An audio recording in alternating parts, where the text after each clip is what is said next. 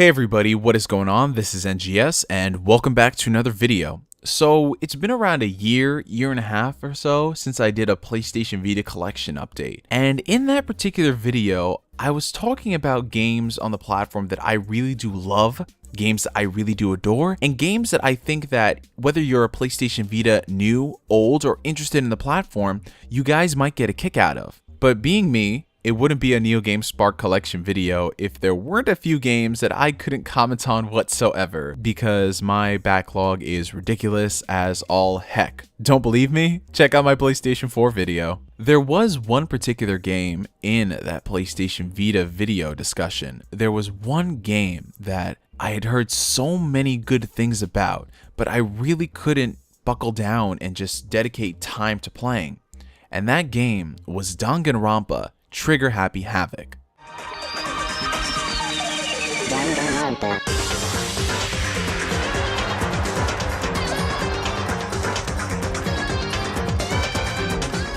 Now, what is Danganronpa, you say?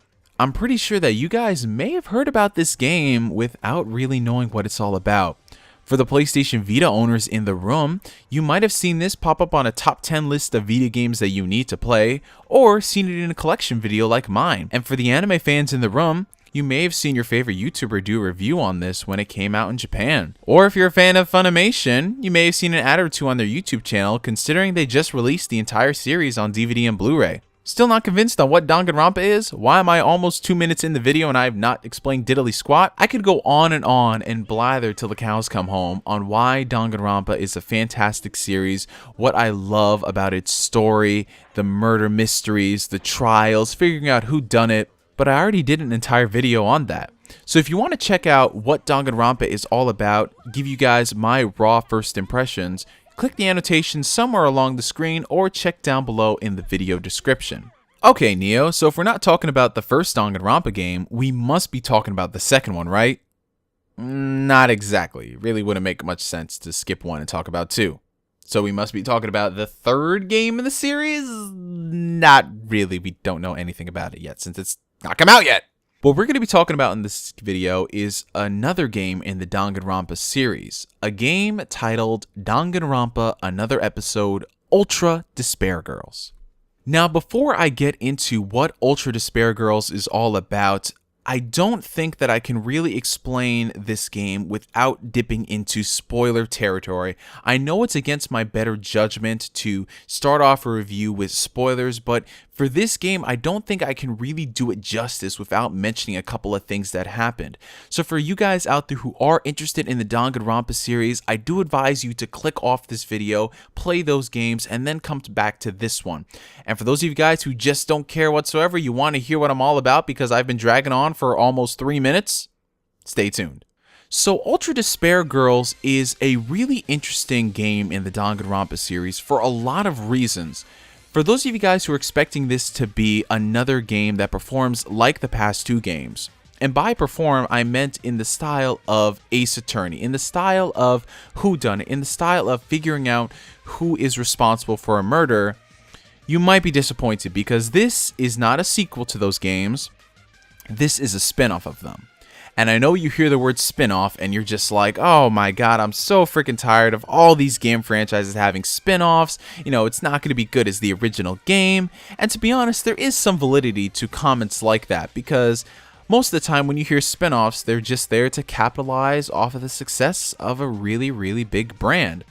But what sets Danganronpa apart from those other spin-offs is that this game is actually interwoven into the story of the past two games. There is a particular event that surrounds the stories of both Danganronpa 1 and Danganronpa 2 known simply as the Tragedy. And why this event is so important, if the name Tragedy didn't clue you guys in, is that this is the event that set forth the motions that led us to the first game in the franchise. Known as the most terrible, most awful, most worst, baddest day in history, if I can remember correctly, this is what has happened in the outside world that we learn about from the character's eyes throughout both games. And there was one thing that did kind of tick me off about playing both games, is that while we hear this thing name dropped a couple of times in the first game, we never really got a good account of what actually happened. And while the sequel game, Goodbye Despair, did a better job of letting us know more about the outside world and what set these events into motion, it's one thing to hear characters talk about what happened. It's great for anecdotal evidence, but it's a totally different experience when you actually see it unfolding right before your eyes. And that's where we are with Ultra Despair Girls. Ultra Despair Girls is the story that happened during that time. The story that takes place directly after the aftermath of those events. The game takes place a couple of months after the first Danganronpa title, so everything is in pure chaos, disarray, and this is where we find our main protagonist, Komaru Naegi.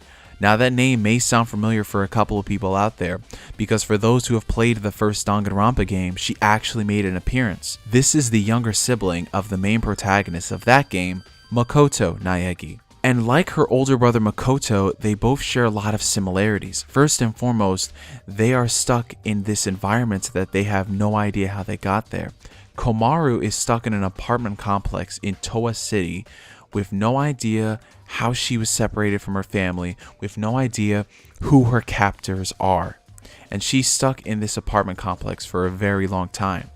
And one day she's finally able to get free, and she almost ends up dying by Monokuma Beast until she's rescued by members of Future Foundation.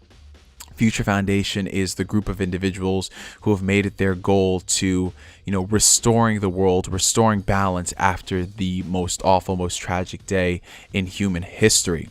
She meets up with the character from the first game in the series, Byakuya. Everything seems well and good until she is kidnapped again by the Warriors of Hope. Now, let me tell you guys about the Warriors of Hope for a little bit. When you hear the words despair, what is the complete opposite of despair? Hope. That is something that is rammed to death in the first and second game. Our hope will counter your despair. So if you hear somebody called the Warriors of Hope, you're like, okay, these guys must be good, right? Anything but that. The Warriors of Hope are a group of children, that's right, children who are aiming to create a utopia in Toa City. And in order to create that utopia, they believe that they have to massacre each and every single adult alive. We're getting into some pretty deep stuff here. I know you guys think that kids being the main enemies, oh, it's so contrived. There's really nothing that kids can do. Why in the world should we care about these kids? But the Danganronpa series is rated M for mature for a reason. Because this game tackles a lot of sensitive and controversial stuff, especially involving kids. You think kids and they're nothing but that, because with kids you always dive into a really weird middle ground, because there's only so far you can go with dealing with content with kids. And in this game they actually push those boundaries, because these kids are not normal kids. These are kids who are abused. They have their own mental problems. They have their own struggles that they've been dealing with their adults.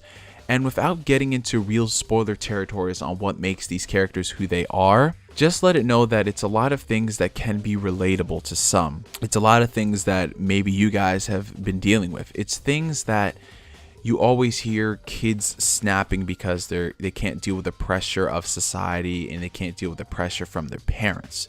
That's what's represented with the antagonist in Danganronpa. And it's really kind of sad when you think about it, because these are just kids. These are people who have barely begun to live. And to have them going through all these things, and it really is kind of sad when you think about it. You know they're the bad guys because they're doing all this stuff. But at the same time, you can't really feel like too hard on them because of what they've gone through. And it just leaves you in a gray area of, what am I going to do in this situation? Should I kill these guys? Should I not kill these guys? Do I have to fight them? Because if I don't fight them, nobody will. It definitely gives you a lot of things to think about. And other than that, I mean, the game really does do a great job at showing you the despair that exists in the world. I mean, you see people who are getting beheaded, you see people who are getting killed by these Monokuma beasts, and you see all of these children running around. Children is a constant thing that you will see in this particular game. These children are so deranged that they're just cheering and applauding death and destruction happening to them, and it's like, how far gone are these people that they're cheering that people are getting killed? You know, obviously this is not a very healthy atmosphere. This is not a very healthy environment at all. So in that respect, I think that the game does a really good job at capturing the level of despair and hopelessness that we've seen in previous games in the series. And the characters that you're introduced to in this game are very good. They're very likable and they're very relatable. Komaru Naegi may come off as a Mary Sue in the beginning, but she definitely does have her growth and her progression as the game goes further on, especially considering she's being accompanied by a character who played a very big role in the first game of the series, known as Toko. Now, Toko is a character who I did enjoy getting to know in the first game, but it wasn't until this one that I really did appreciate all of her little nuances. Toko is a very good character, and the dialogue that they give her in this game, oh man, Toko is, if you guys want someone to compare it to, she's the type of person who would complain on Tumblr about people on Tumblr. She'd complain about people who have shit taste in anime and manga, and she's a very blunt individual. Like, that's what I really love about Toko in this game. I mean, for Christ's sake, every time you beat a chapter in this game, it's Toko fantasizing about what her enemies are doing to Byakuya. She believes that he's been captured by them and they're torturing him in the most sensual way possible. I mean, this girl is so far gone, but I freaking love every single second of it. That's all I really want to say regarding the story of Ultra Despair Girls, because there are a couple of things that I want you guys to experience for yourself. I don't want to spoil everything. Let's talk about a couple of things that I found were really surprising. First and foremost, the performance of the game. For a PlayStation Vita title, this holds up surprisingly well. There are little to no frame rate drops in it. Performance is rather solid. The graphics are great. The animations of the main characters when they fight the enemies are very good. And there really isn't much to complain about when it comes to the actual presentation behind it.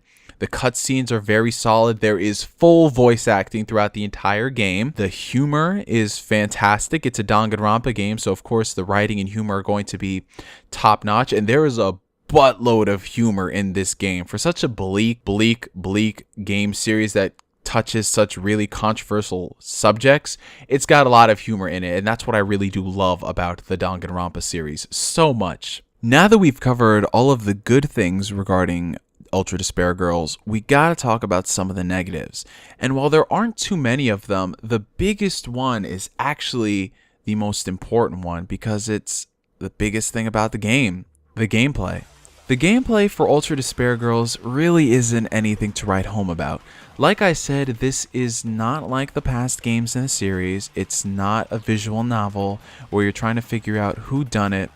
This game is a third-person action-adventure title. And while the mechanics work rather well, the controls hold up, it's great playing it on the Vita and the PlayStation TV. Once you've played the first level in the game, you've basically played every single level in the game. There really isn't much variety that's going on. It's just going from point A to point B, killing Monokumas here so you can advance, doing this puzzle there so you can move forward. That's basically the entirety of Ultra Despair Girls, and to be honest, it did get rather monotonous. The only reason why I think I kept playing the game was because it had such an interesting story and I wanted to learn more about what happened in Towa City. The gameplay is definitely something I think could have been worked on a lot more. They could have done a lot more to make it a bit more vibrant, add some variety to it, because the only real thing that you get that changes things up in this title is the truth bullets that you get. You can make Monokumas do different things, from dancing to paralyzing them to even taking control of them and fighting other enemies. That's about the extent you're going to get when it comes to the gameplay of Ultra Despair Girls. There really isn't much variety going on. It's serviceable, it does its purpose if you're a person who wants to experience the story. But that's the biggest problem, because I don't think that you should just recommend a game in the franchise to people who have played it before. I think that each entry should be a great jumping on point, at least from a gameplay perspective. Of course, those who play the game for its story are going to get the most enjoyment out of it, but if it's somebody out there who wants to play the game for great gameplay, I think that a game should strive to do that too. However, that's where Ultra Despair Girls kind of falls flat. And that's Danganronpa, another episode, ladies and gentlemen. It's a very solid game all around if you're a person who wants to experience more of the Danganronpa story. But for newcomers to the series, I definitely recommend playing through the other games in the series. That way, when you touch another episode, you'll be able to have a greater appreciation for it and actually get through it outside of its repetitive gameplay. I also want to thank the guys over at NIS America for providing me with a review copy for this video review.